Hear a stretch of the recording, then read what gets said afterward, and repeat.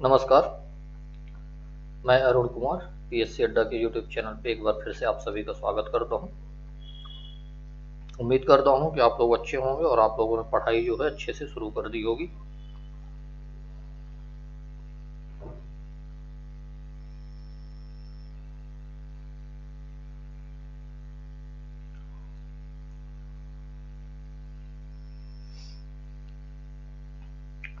और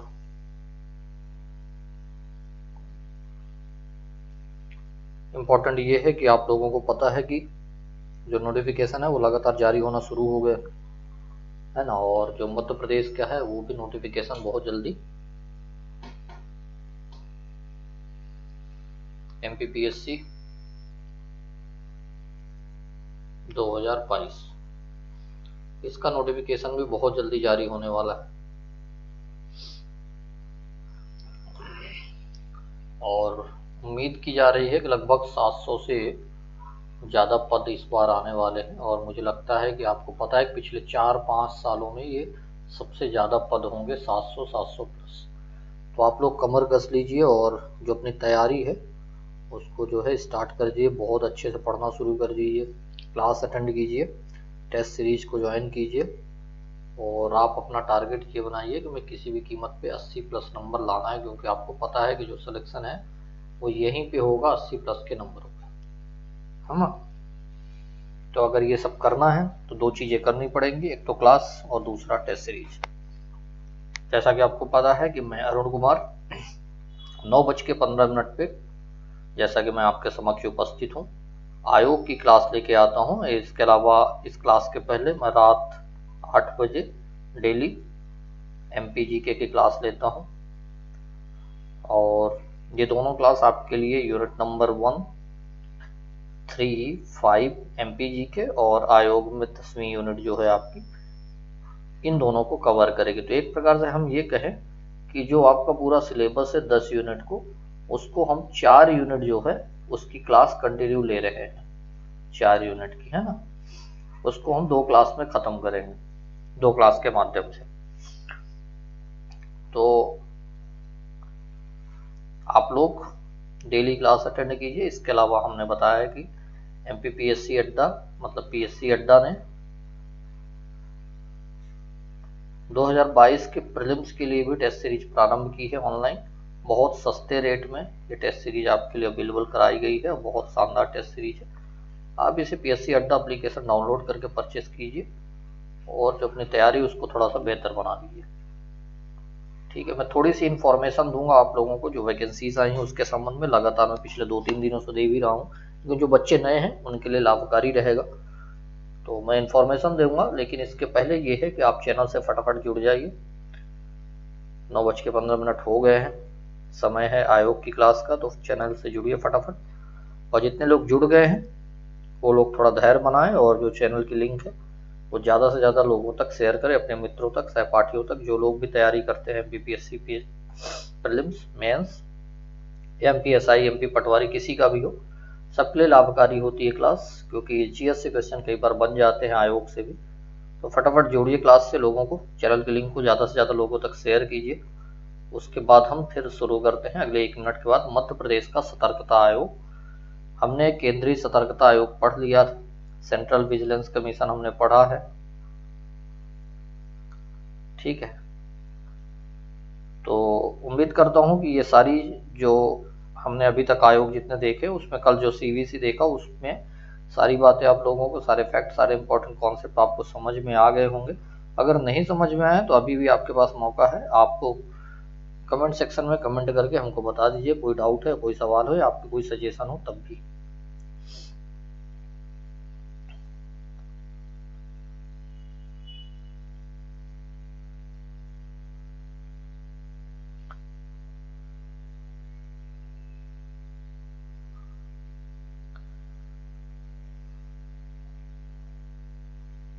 फटाफट चैनल की लिंक को शेयर कीजिए।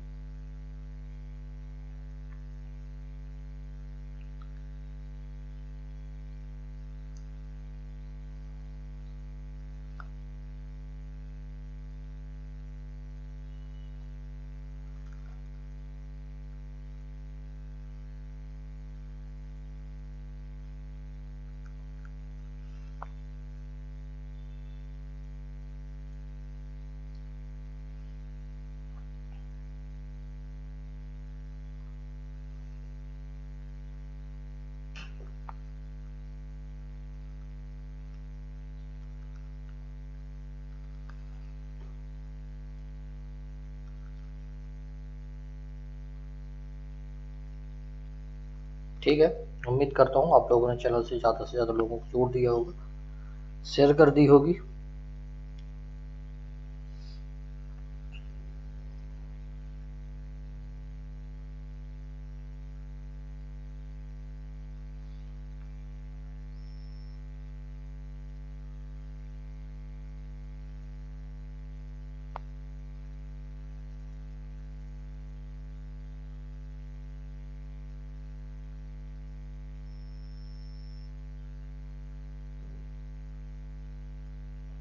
चलिए शुरू करें। कल की कोई जो क्लास हुई उसमें कोई डाउट या कोई सवाल हो तो अभी भी आप कमेंट सेक्शन में कमेंट करके हमसे पूछ सकते हैं।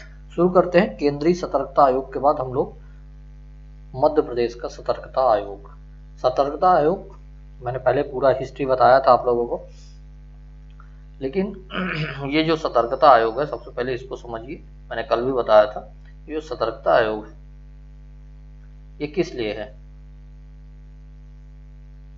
ये है भ्रष्टाचार के लिए, भ्रष्टाचार निवारण के लिए, है ना? उसी के लिए है ना, ये पता है ना। 1950 से डेवलपमेंट पता होगा, के संथानम समिति पता होगी, जिसकी स्थापना 1962 में हुई थी। किस लिए हुई थी? भ्रष्टाचार की जांच के लिए, भ्रष्टाचार से संबंधित मामले की जांच के लिए। मामले की जांच नहीं बल्कि भ्रष्टाचार में रिपोर्ट करने के लिए। फिर के संथानम समिति की सिफारिश पर क्या होता है? तो 1964 में एक सीबीसी बन के निकाल के आता है ना। ये कल डेवलपमेंट जो हुआ था, सॉरी, उसको हमने लोगों ने देख लिया था। ठीक है, पता है ना, याद है सारी बातें। चलिए, तो इसका मेन मोटिव क्या था? केंद्रीय सतर्कता आयोग, या हम जिसको कहें कि सतर्कता आयोग, वो तो हमने सेंट्रल की बात की। अगर मध्य प्रदेश में भी सतर्कता आयोग है तो उसका मेन मोटिव क्या होगा? यही होगा, भ्रष्टाचार के निवारण के लिए। जांच एजेंसी है एक प्रकार की, भ्रष्टाचार के निवारण के लिए, है कि नहीं? क्लियर है आप लोगों को? किसके लिए? भ्रष्टाचार के लिए। इसका मतलब है कि जो मध्य प्रदेश में सतर्कता आयोग है ये भी भ्रष्टाचार से संबंधित है। तो अगर आपसे सवाल पूछा जाता है कि मध्य प्रदेश सतर्कता आयोग का संबंध किससे है, तो आपको बहुत अच्छे से पता होना चाहिए कि इसका जो संबंध है वो किस बात से है।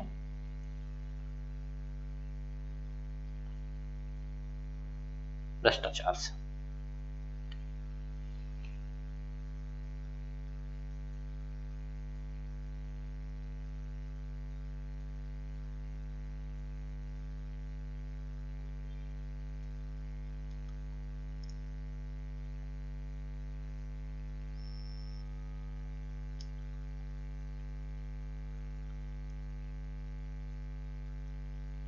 चलिए, तो इसका संबंध आपको समझ में आ गया। तो भ्रष्टाचार, उद्देश्य क्या है मध्य प्रदेश सतर्कता आयोग के, यहां से समझते हैं।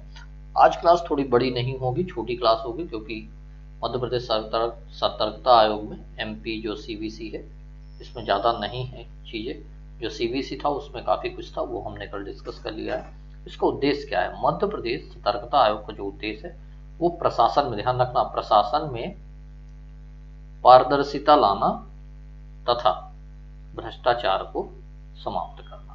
भ्रष्टाचार से तो पता ही है आपको, पैसा। भ्रष्टाचार का हालांकि परिभाषा बहुत बड़ी होती है, लेकिन इसका सामान्य मतलब हमेशा ज्यादा धन ले लेने से है। कोई प्रशासनिक अधिकारी पैसे लेके काम कर रहा हो, वही कह देंगे कि हम भ्रष्टाचारी। ठीक है, लेकिन पारदर्शिता का मतलब क्या है? ये है कि प्रशासन में खुलापन रहे, इसकी ज्यादा से ज्यादा जो जानकारी है लोगों तक रहे, तो क्या कहलाएगा? पारदर्शिता।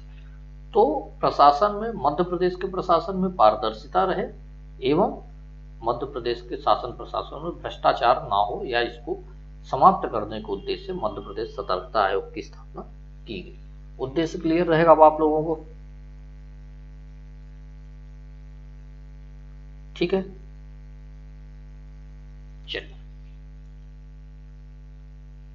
अब देख लेते हैं कि मध्य प्रदेश सतर्कता आयोग के संबंध में क्या प्रावधान है, गठन कब हुआ, कैसे हुआ।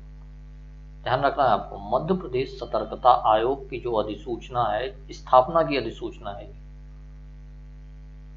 वो कब जारी हो रही है? 6 फरवरी 1964 को। ध्यान रखना है, मैंने वहां भी बताया था। के संथानम समिति, याद होगा आप लोगों को, के संथानम समिति कब बनी थी? कब बनी थी? 1962 में। और उसके बाद फैब 1964 में जो है केंद्रीय सतर्कता आयोग बन गया था। ये केंद्र की बात थी। मध्य प्रदेश में भी क्या हो रहा है कि मध्य प्रदेश सतर्कता आयोग की स्थापना की जो अधिसूचना थी वो कब जारी हुई? 6 फरवरी 1964 को। बहुत अच्छे से याद रखना, अधिसूचना कब जारी हो रही है यहाँ पे? 6 फरवरी 1964 को। इसी महीने केंद्र में सतर्कता आयोग बन जाता है, लेकिन यहाँ पे 6 फरवरी 1964 को नोटिफिकेशन जारी हो रहा है। ठीक है, दोनों डेट महत्वपूर्ण है, याद रखना है आपको। नोटिफिकेशन कब हो रहा है जारी? 6 फरवरी 1964 को। गठन कब हो रहा है? 1 मार्च 1964। कब गठन हो रहा है? 1 मार्च 1964 को। ठीक है, क्लियर है ये बात? याद रहेगा आप लोगों को कब गठन हो रहा है? 1 मार्च 1964।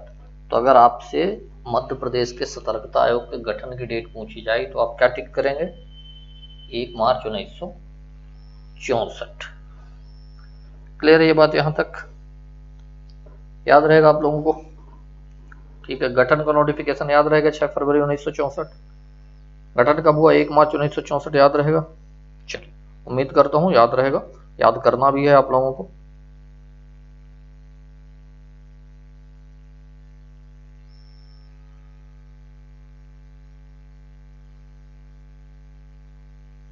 आगे बढ़े।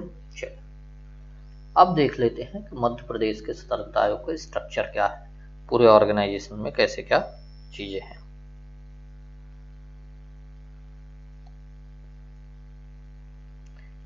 मध्य प्रदेश सतर्कता आयोग में एक मुख्य सतर्कता आयुक्त, ध्यान रखना, एक चीफ विजिलेंस ऑफिसर, ध्यान रखना, एक चीफ विजिलेंस ऑफिसर तथा एक उप सतर्कता आयुक्त होता है। केवल ये हम कहें कि जो मध्य प्रदेश में सीवीसी है उसकी जो संरचना है वो 2 सदस्यीय है। कितने सदस्यीय है? 2 सदस्यीय। एक सतर्कता आयुक्त होंगे मुख्य और एक उप सतर्कता आयुक्त होंगे। क्लियर है ये बात? याद रहेगा यहाँ पे? चलिए, एक क्वेश्चन मैं आप लोगों से पूछ रहा हूँ, आपको आंसर करना है फटाफट कमेंट सेक्शन में। जो ओबीसी कमीशन है, ओबीसी कमीशन हमने पढ़ाया था, कैसा कमीशन है? संवैधानिक कमीशन है ना। तो ओबीसी जो कमीशन है वो कितने सदस्यीय है? आपको आंसर करना है, फटाफट आंसर करिए। ओबीसी कमीशन कितने सदस्यीय है?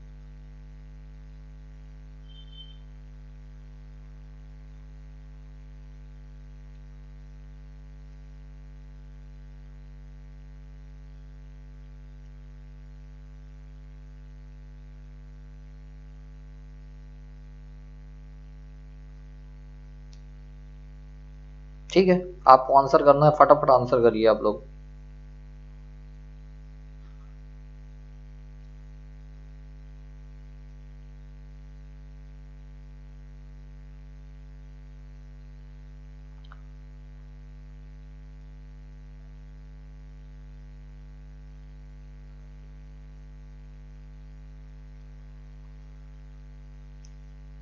ठीक है, ओबीसी कमीशन में कितने सदस्य हैं? कितने सदस्यीय कमीशन है आपको आंसर करना। फटाफट आंसर कीजिए, उसके बाद हम आगे बढ़ेंगे।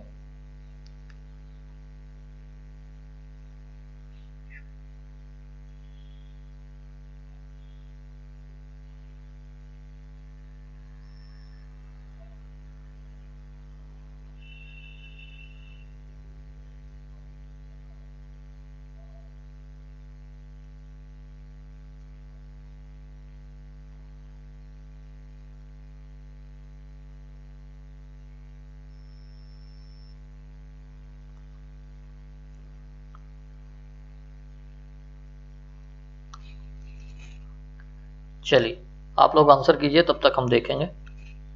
ठीक है, आगे बढ़ते हैं। संरचना में कौन कौन कौन है? एक मुख्य सतर्कता आयुक्त और एक उप सतर्कता आयुक्त। ठीक है, चलिए, दूसरी बात इसमें क्या है? राज्य स्तर पर सतर्कता आयुक्त की नियुक्ति जो है संभाग एवं जिला स्तर पर सतर्कता आयुक्त की नियुक्ति की जाती है। कहां कहां पे? राज्य स्तर पर सतर्कता आयुक्त की, और संभाग स्तर पर भी और जिला स्तर पर भी सतर्कता आयुक्त की नियुक्ति की जाती है। ठीक है, संरचना में आपको जो एमपी की संरचना में याद रखना है कि मुख्य सतर्कता आयुक्त, एक उप सतर्कता आयुक्त, लेकिन साथ ही साथ ये जिला और संभाग स्तर पे भी सतर्कता आयुक्त नियुक्त किए जाते हैं। क्लियर है ये बात? याद रहेगा आप लोगों को?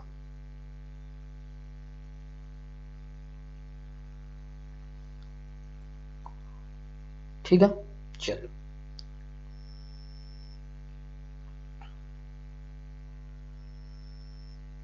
आगे बढ़े।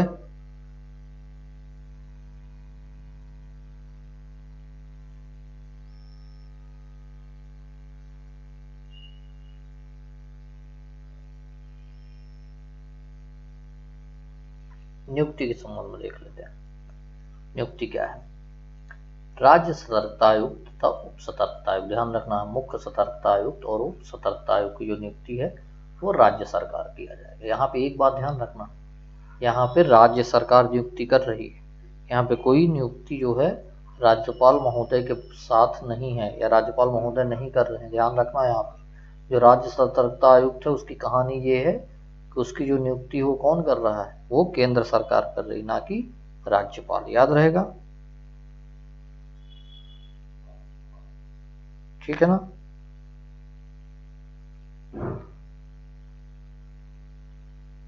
याद रहेगा ना? चलिए, कौन नियुक्ति करेगा? राज्य सरकार। किसकी? राज्य सतर्कता आयुक्त या उप सतर्कता आयुक्त। चलिए आगे बढ़े। राज्य में जो संभाग स्तर पर और जो जिला स्तर पर है सतर्कता अधिकारी की नियुक्ति, वो भी राज्य सरकार करेगी। ठीक है, किनकी किनकी?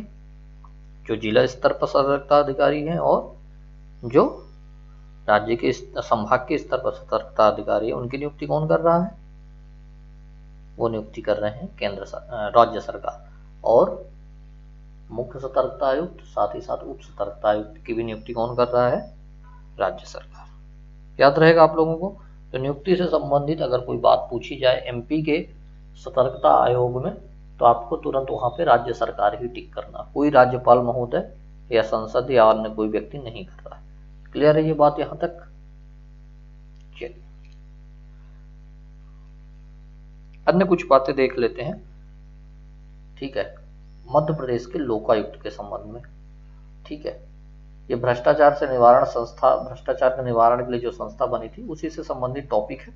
तो कुछ चीजें मैं लेके इसलिए आया हूँ क्योंकि भले ही आपके सिलेबस में एग्जैक्ट डिफाइन नहीं है मध्य प्रदेश का लोकायुक्त, लेकिन आपको जीएस के नाम पे कई बार वो क्वेश्चन देखने को मिल जाएंगे। ठीक है, तो मैं प्रयास कर रहा हूँ कि जो भी इंपॉर्टेंट चीजें लिंक हो रही हैं उससे कहीं से भी क्वेश्चन बने वो आपसे बन जाना चाहिए। आयोग लिखे 18 हैं, लेकिन कई बार उसमें आदि के नाम पे लिखा हुआ है और जो एक्स्ट्रा लिखा हुआ है वही एक समस्या बन जाएगा, है ना? तो वो समस्या ना बने इसलिए हम लोग जो है एक एक चीज डिफाइन कर रहे हैं, चीजों को पढ़ रहे हैं और साथ ही साथ कुछ अन्य चीजें जो उससे रिलेशन है जिसका, उसको भी हम लोग देख रहे हैं।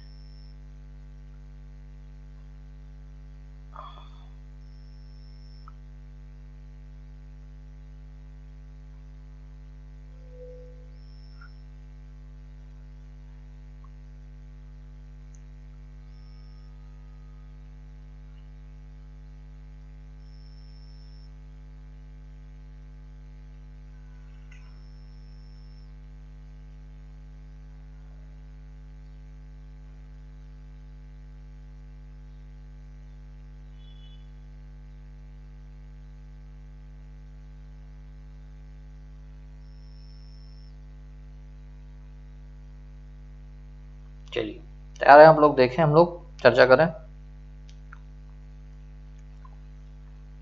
चलिए मध्य प्रदेश के लोकायुक्त की बात कर लेते हैं हम लोग।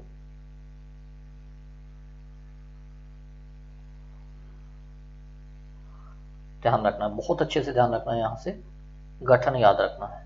मध्य प्रदेश के लोकायुक्त का गठन कब हुआ? राज्य लोकायुक्त का गठन 1981 में हुआ। ध्यान रखना है, ये राज्य लोकायुक्त का गठन कब हो रहा है? 1981 में।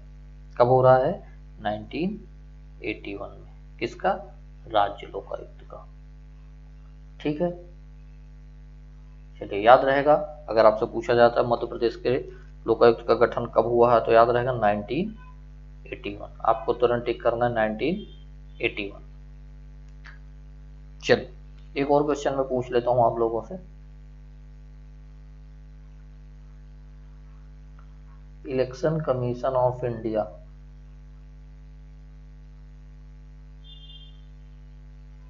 वर्तमान में इनके चीफ कौन है या अध्यक्ष कौन है, जो भी समझना है, चीफ इलेक्शन कमिश्नर समझ लीजिए। वर्तमान में इलेक्शन कमीशन ऑफ इंडिया यानी ईसीआई हम जिन्हें बोलते हैं, इनके हेड कौन है या इनके चीफ कौन है, ये आपको आंसर करना है। फटाफट आंसर करिए, मैं थोड़ा सा इंतजार करता हूँ, आप आंसर दीजिए फटाफट।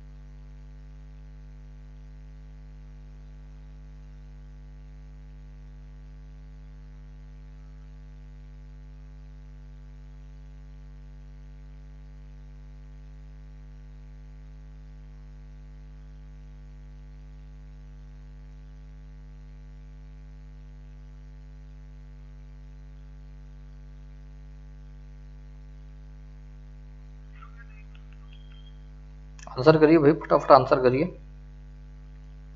ईसीआई के प्रमुख बताइए आप लोग, उसके बाद हम आगे बढ़ेंगे।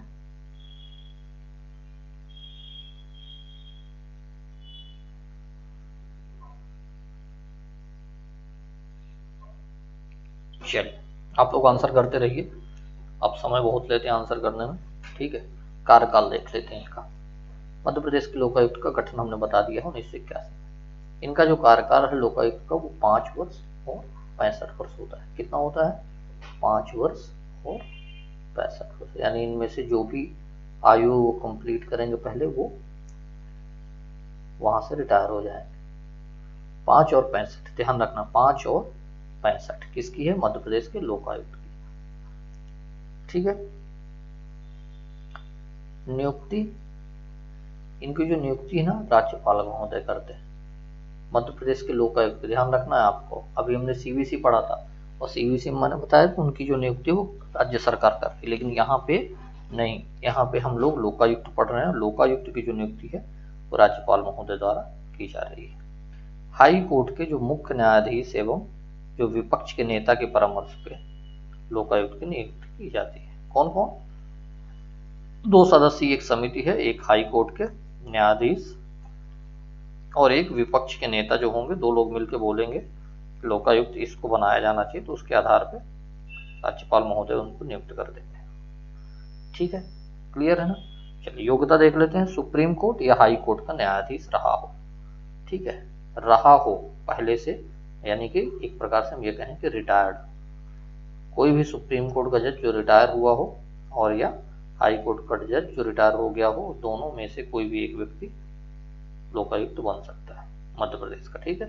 भारत सरकार या राज्य सरकार में सचिव के पद पर रहा हो तब भी वो लोकायुक्त बन सकता है। तो योग्यता 2 चीजें निकल के आ रही हैं। एक तो ये है कि या तो सुप्रीम कोर्ट में या हाई कोर्ट में न्यायाधीश रहा हो, या तो वो भारत सरकार या राज्य सरकार में सचिव के पद का रहा हो, सचिव के स्तर के पद का रहा हो, तो वो क्या बनेगा? मध्य प्रदेश का लोकायुक्त, ठीक है। ये बात यहां तक क्लियर है? चलिए, आई होप कि आप लोग समझ गए होंगे।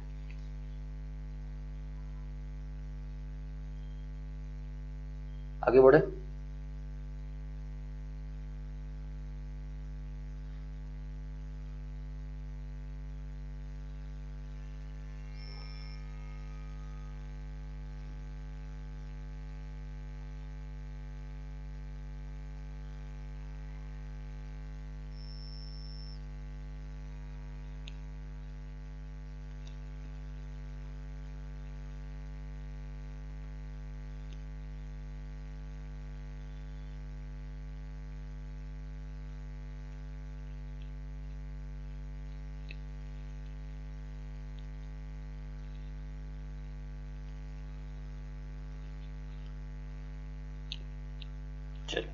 पढ़ें।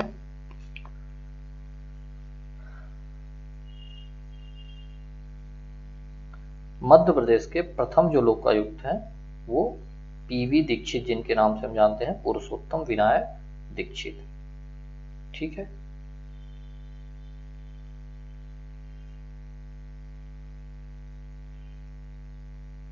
क्या है? पुरुषोत्तम विनायक दीक्षित।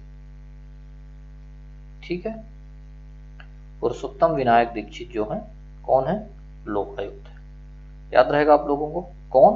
प्रथम लोकायुक्त। ध्यान रखना, अगर आपसे ये पूछा जाए कि मध्य प्रदेश के प्रथम लोकायुक्त कौन थे, तो आप तुरंत किसको टिक करेंगे? पीवी दीक्षित या पुरुषोत्तम विनायक दीक्षित जी को।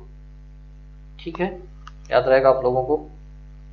चलिए, पीवी दीक्षित, हमेशा यही नाम देखने को मिलता है, तो पीवी दीक्षित का नाम याद रखना आपको। चलिए, वर्तमान में लोकायुक्त कौन है वो याद भी रखना है, जस्टिस नरेश गुप्ता जी। कौन? एन गुप्ता, नरेश गुप्ता। नरेश गुप्ता जी वर्तमान में लोकायुक्त है। क्लियर है ये बात यहां तक?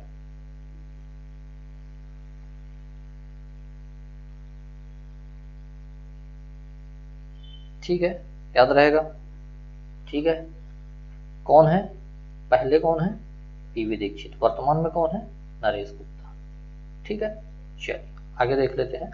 वैश्विक भ्रष्टाचार सूचकांक रिपोर्ट 2021 किसके संबंध में देखेंगे हम? वैश्विक भ्रष्टाचार सूचकांक रिपोर्ट 2021 के संबंध में। ठीक है,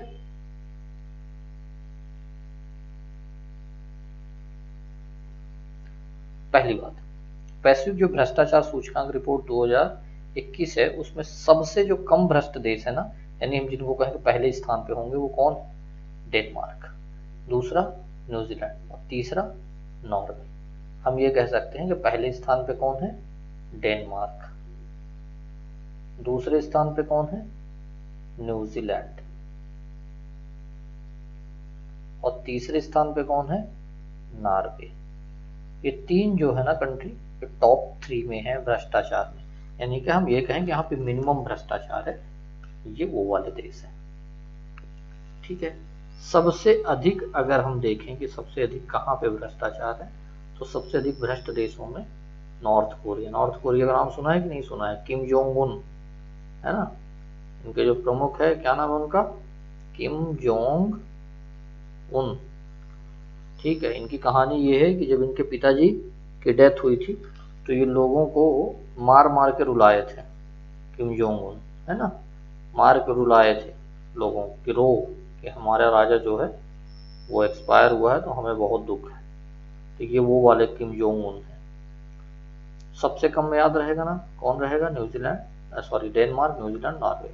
सबसे ज़्यादा में कौन रहेगा? तो याद रहना चाहिए वो है उत्तर कोरिया। भारत के स्थान ध्यान रखना, भारत के स्थान जो 2021 में 85वां रहा है। ठीक है, कौन सा स्थान है भारत का? 50वां। किसमें? भ्रष्टाचार सूचकांक। कौन जारी करता है? Transparency international.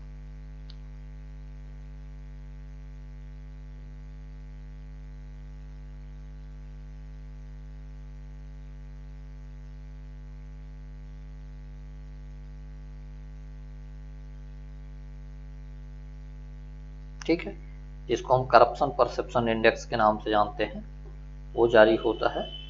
ठीक है, ट्रांसपेरेंसी इंटरनेशनल जारी करता है ये वैश्विक भ्रष्टाचार सूचकांक। ठीक है, 2021 की जो रिपोर्ट है उसमें डेनमार्क जो है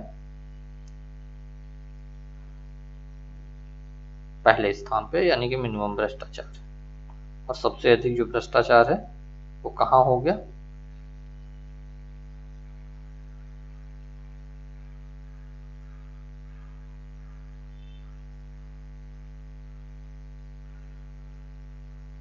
उत्तर कोरिया।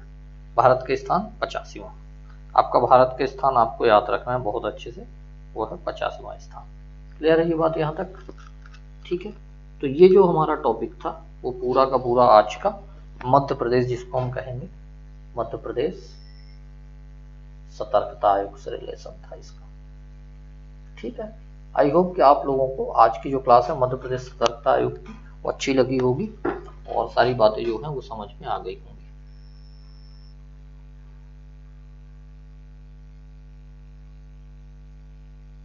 क्लियर ये बात यहाँ तक? चलिए थोड़ी सी इंफॉर्मेशन दे देता हूँ 2022 के प्रीलिम्स के जो है हमारी टेस्ट सीरीज के संबंध में। पीएससी अड्डा ने टेस्ट सीरीज प्रारंभ की है। 2 प्रकार की टेस्ट सीरीज है। आप पीएससी अड्डा एप्लीकेशन को डाउनलोड कीजिए, वहाँ से जाकर टेस्ट सीरीज को देख लीजिए, वहाँ से परचेस कर लीजिए। बहुत सस्ते रेट में टेस्ट सीरीज है, आप परचेस कर सकते हैं। इसके अलावा मेंस 2021 के लिए टेस्ट सीरीज हमारी चल रही है, ऑनलाइन टेस्ट सीरीज है। 23 टेस्ट हम लोग ऑर्गेनाइज कर रहे हैं, 11 सब्जेक्ट वाइज है और 12 एफिलिटी टेस्ट है। 75% अभी डिस्काउंट चल रहा है और ये अभी कंटिन्यू है। 2499 पे करके आप इस टेस्ट सीरीज को परचेस कर सकते हैं, जिसकी ओरिजिनल फीस जो है वो 10,000 थी, है ना। प्रक्रिया वही है, पीएससी अड्डा एप्लीकेशन को डाउनलोड कीजिए, वहां से आप टेस्ट सीरीज को परचेस कर लीजिए। आज की क्लास कैसी लगी है ये जरूर बताना है, और अगर क्लास अच्छी लगी है तो वीडियो को लाइक कीजिए, वीडियो को लिंक को शेयर कीजिए, कमेंट करना बिल्कुल ना भूलें। चैनल को अगर अभी तक आप लोगों ने सब्सक्राइब नहीं किया है तो चैनल को सब्सक्राइब कीजिए, बेल आइकन को